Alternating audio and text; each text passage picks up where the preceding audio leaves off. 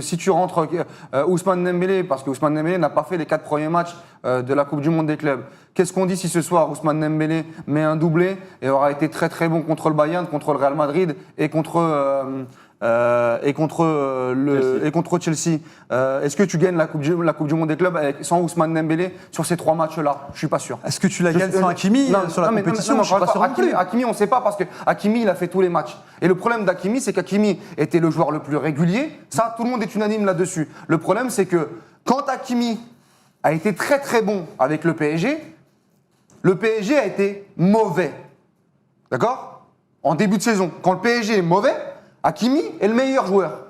Contre le PSV, contre Girona. Sauf que ce qui fait changer la saison du PSG, c'est la dimension que prend Ousmane Dembélé au poste de numéro 9. Et qui élève le collectif. Et qui élève le collectif et qui change. Est-ce que c'est que ça? Non, bah pour moi, mon analyse. C'est un facteur multiplicateur.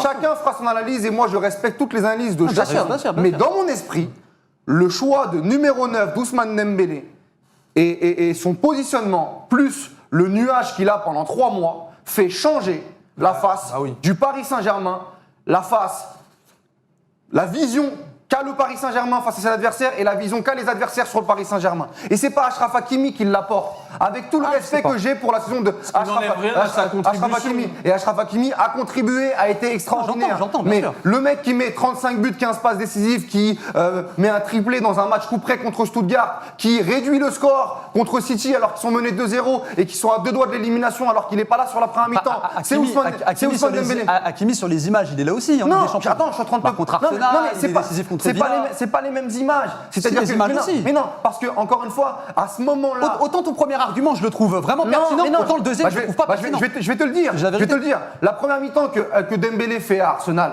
d'accord, elle est exceptionnelle. Sans Ousmane Dembélé, à ce moment-là, le PSG ne la réalise pas. Mais Hakimi, il est exceptionnel au retour, par exemple. Il est très bon au retour. La première mi-temps au retour, Arsenal est meilleur que le Paris Saint-Germain. Qui n'est pas là sur le terrain?